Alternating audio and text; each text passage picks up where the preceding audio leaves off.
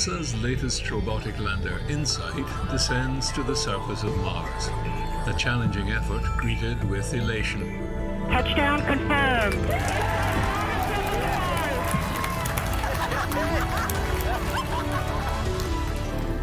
Meanwhile, an orbiting ESA satellite, ExoMars, begins its own exploration of this enthralling planet.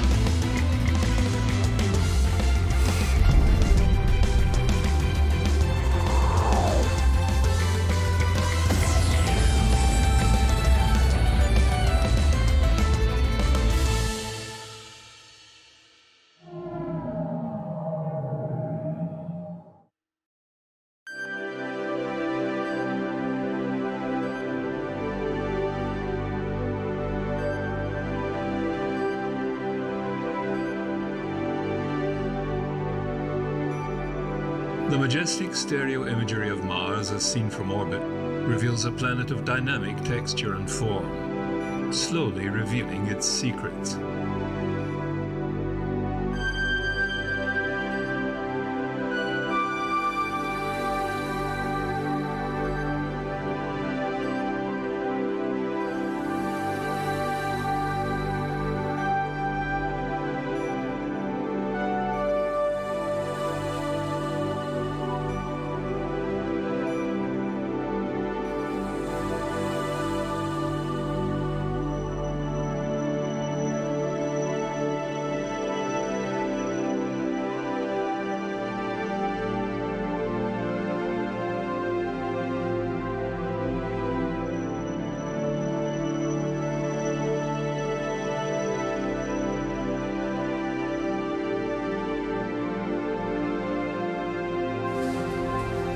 We've sent a lot of missions to Mars in the past. We've sent rovers, we've sent orbiters, they've done a lot of really great science and a lot of really interesting measurements, but those measurements just scratch the surface of Mars. We know a lot about the surface of Mars, we know a lot about its atmosphere, and even about its ionosphere, but we don't know very much about what goes on a mile below the surface, much less 2,000 miles below the surface down to the center. And this will be the first mission that's going to Mars specifically to investigate the huge extent of Mars below the surface. The basic idea of InSight is to map out the deep structure of Mars for the very first time. We're going to map out the thickness of the crust, the size of the core, the composition of the mantle and core of the planet, sort of get the first map of the deep inside of Mars. It's going to Mars to do the science, to make the measurements that scientifically and personally I've been waiting for over 30 years for. As a graduate student, I was doing research on Mars, and I just needed to have the thickness of the crust. I just needed the thickness of the crust, and we didn't have it. And seismology was the way to do it. And so I thought, well, maybe someday somebody will put a seismometer on Mars and get this measurement so I can do my research. And so it's kind of an amazing journey for me to look back and say, I'm the guy who's actually going to put that seismometer on Mars, get that information, and now I can go back and finish the job I was trying to do 30 years ago. It's an amazing feeling. The InSight mission will finally provide seismic information of Mars that scientists have been wanting for since the very first Mars lander, Viking. It had a seismometer on it, but for a variety of reasons it never got back any seismic data. There's been many other attempts to get seismometers onto the surface of Mars for very good science reasons, but they've, for one reason or another, never been successful. So now we're right on the very edge of getting a seismometer onto Mars that will finally give us back seismic data.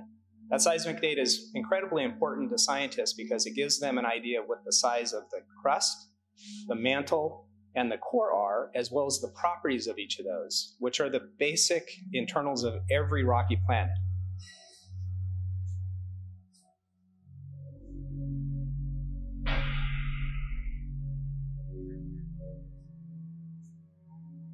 the most fun or interesting thing about InSight from an engineer's point of view is really that we're playing the claw game super far away on Mars. We're taking this grapple and we're going to pick up an instrument and lift it up off the deck and put it down on Mars. So I like to say that we're playing the claw game on Mars with no joystick.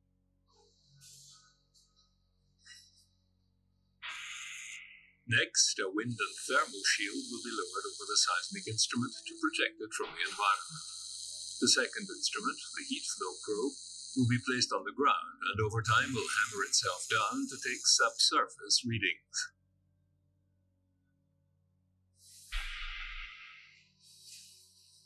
There's a lot of international partners on InSight. It really takes a whole world to produce an exciting mission like this. So most of our science missions are actually being supported by our international partners. So for example, the SEIS instrument, our seismometer, has support from the French, the Germans, the Swiss, the UK folks. So we have a variety of those people. The heat flow and physical properties probe is being provided by the Germans with some support from Poland. InSight is a mission to Mars, but it's much, much more than a Mars mission. In some sense, it's like a time machine. It's measuring the structure of Mars that was put in place 4.5 billion years ago. So we can go back and understand the processes that formed Mars just shortly after it was accreted from the solar nebula. By studying Mars, we'll be able to learn more about Earth, Venus, Mercury, even the Moon, even exoplanets around other stars.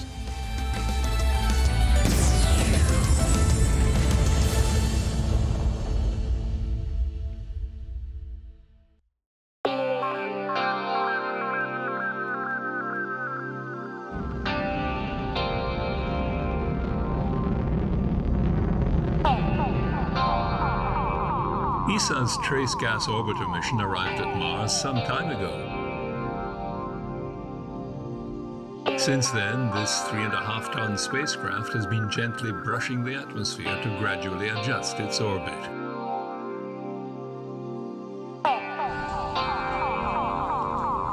In ESA's Planetary Missions Control Room in Darmstadt, Germany, flight controllers have been checking systems and commissioning instruments on the ExoMars Trace Gas Orbiter. Now it's ready to begin its science mission. It has been a long time since we arrived at Mars in October 2016, and we have had a very long period, 1 year, of aerobraking, which consisted in reducing the orbital period from the time when we arrived, where it was actually several days, to 2 hours, which is the nominal period for science observations.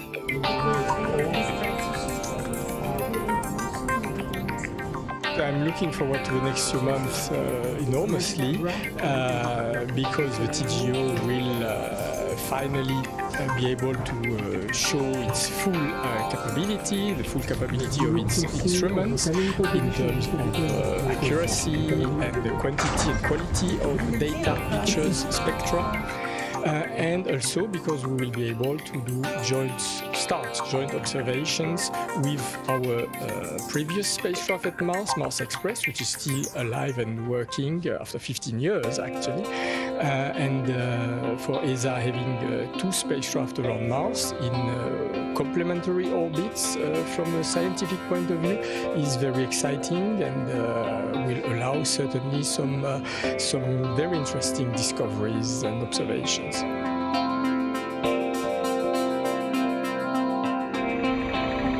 ExoMars will fill a double role when its partner rover is dispatched to Mars in the coming months in the search for life on the dusty planet.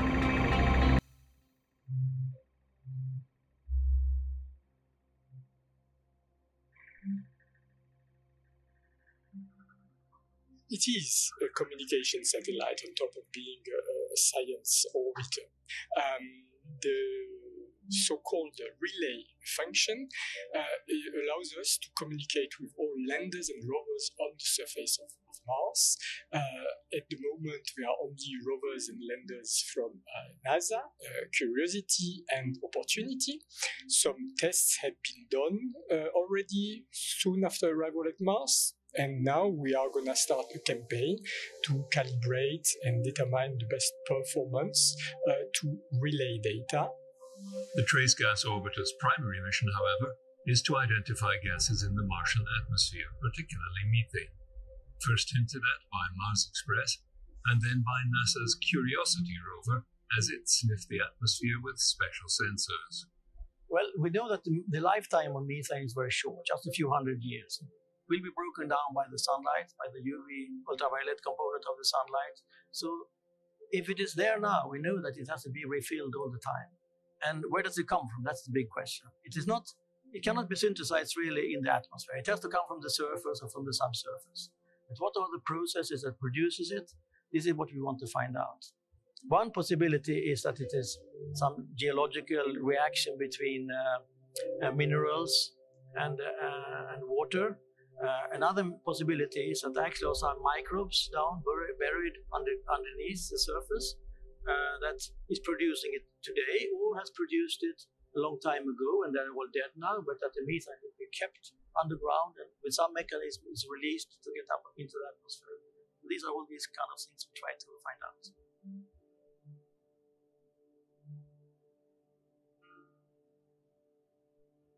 By using the orbiter's powerful spectrometer, scientists hope to discover whether the methane comes from a geological or biological source. 95% of methane on our own planet comes from living organisms. The ExoMars rover, landing in 2021, will drill up to 2 meters beneath the surface to search for this evidence of life. And the rover, as well as NASA rovers and landers, will use the orbiter to keep in touch with Earth.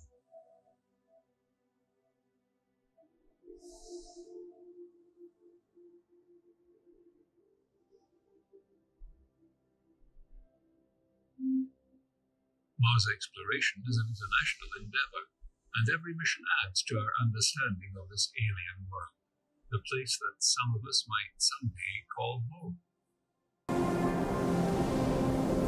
Planetary exploration is always very exciting, but Mars, of course, has this very special thing, is that there is actually a place that you can imagine yourself walking on. You eventually, within not too far in the time in the future, surely people will be walking on Mars. And that makes it very exciting. And then to think about this idea that there might have been some kind of life, or even exist today underground on Mars, that makes it a very special place.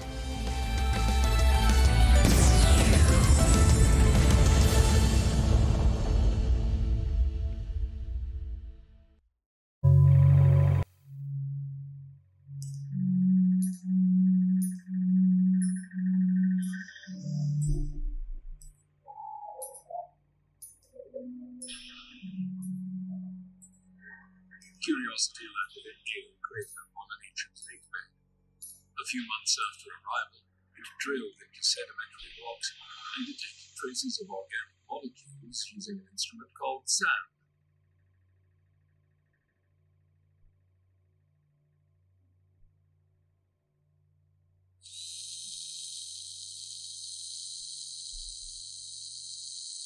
Well, the SAM instrument detected a variety of organic molecules in a sediment that is from an ancient lake bed in the middle of Gale crater. And what's important about these is that we now have a lot more certainty that there's organic molecules preserved at the surface of Mars. We didn't know that before. But what's interesting is that we don't know what the source of these organic molecules is right now. There's just not enough information from that. However, if we drill deeper and we look around a little bit more, we might actually be able to get to that information and tell, did they come from life? Did they come from geological processes? Or maybe they were from meteorites that were deposited in the lake. We just don't know right now, but hopefully we'll figure that out. Curiosity is searching for carbon-based organics.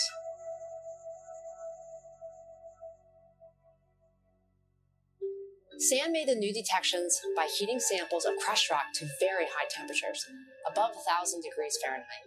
This vaporizes samples and released several species of small hydrocarbons like benzene and propane. Because the hydrocarbons were released at such high temperatures, they may be the fragments of bigger, heavier molecules within the rock similar to kerogens. On Earth, kerogens are found in rocks like black shale and coal and are the products of ancient plant and bacteria. Some other organics have been detected, like thiophene, which contains sulfur. Introduced by geological processes, this sulfur acts as a preservative, binding organic molecules together and making them resistant to oxidation, so preserving them for millennia.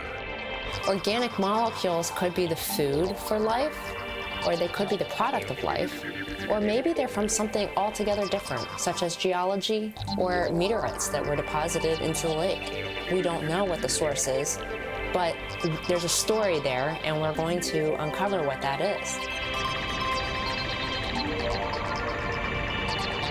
Scientists still don't know if the discovered organics on Mars are biological in origin, but it's exciting to find such old material preserved right at the surface. This finding is also encouraging for future exploration. So for a time, Curiosity continued to travel, find interesting outcrops, drill holes, take samples.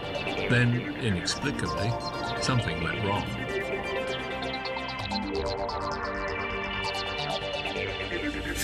The drill's feed mechanism, which is responsible for moving Curiosity's drill bit into and out of rocks, didn't move when commanded.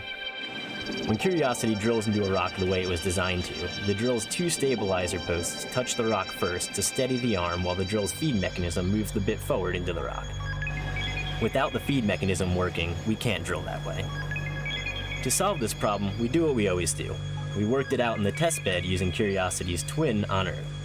Our team of engineers and scientists have been working for months to figure out a way to collect and deliver rock samples without using the feed mechanism. Here's what we came up with. Using our new technique called feed extended drilling, the stabilizers are not used. The bit is now in a forward position extended past the stabilizers. Moving the drill straight into a rock and retracting safely without the stabilizers is challenging.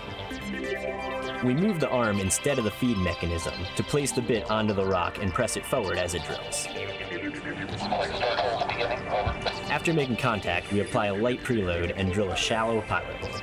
We use a force sensor in the robotic arm to give Curiosity a sense of touch. This lets Curiosity adjust its arm motion and avoid getting stuck while drilling, kind of like you might adjust your arm while drilling into a wall at home. After drilling, we use a similar technique to retract from the hole without getting stuck.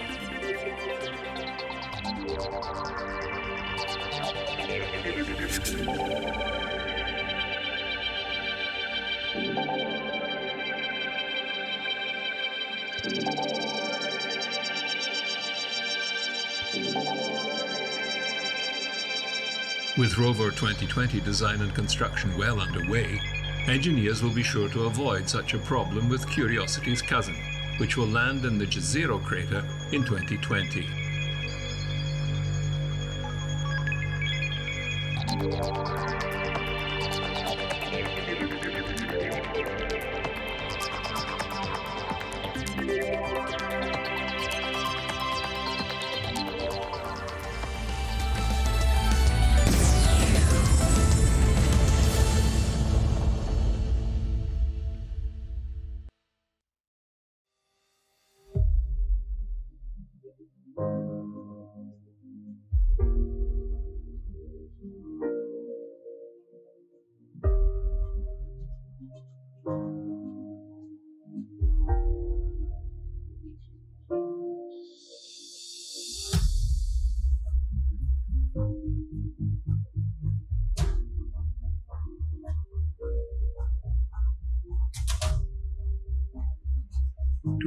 Will be a banner year for the exploration of Mars.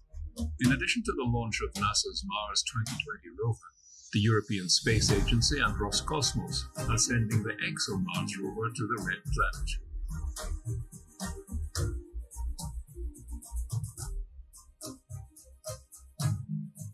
Rover 2020 and its companion helicopter will no doubt expand our search for life, past or present.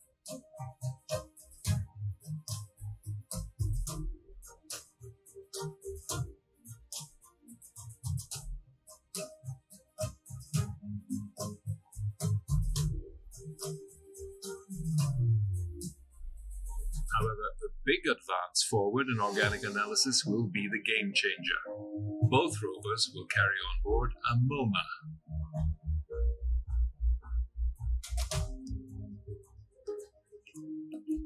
The Mars Organic Molecule Analyzer, or MOMA, is the largest and most complex instrument on the rover.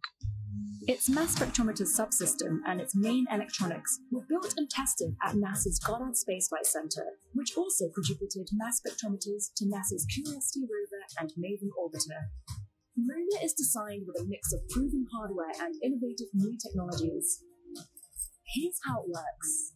In gas chromatograph mode, crushed Martian rock is put into an oven and heated to 900 degrees Celsius in just 2 minutes, vaporizing the sample. Molecules of hot gas rise up and flow into a narrow 20-meter-long tube.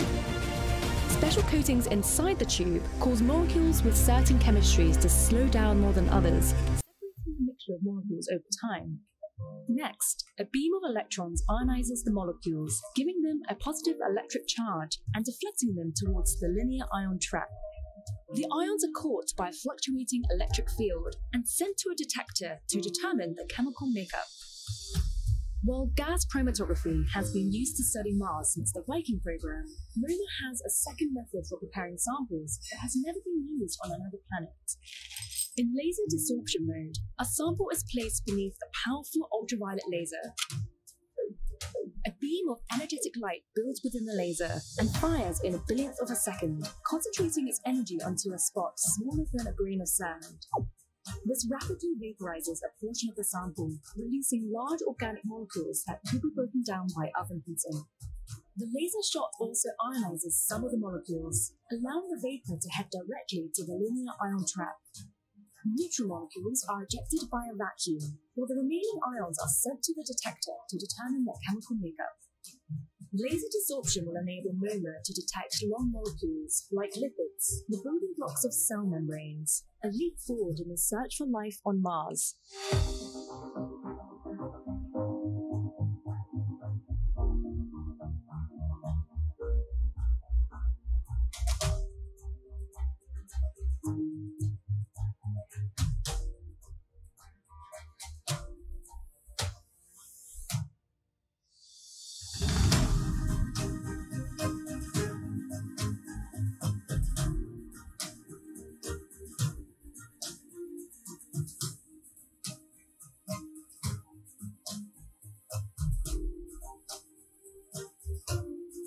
The question of life on Mars is among the most important in planetary science, and the evidence may be buried just below the surface.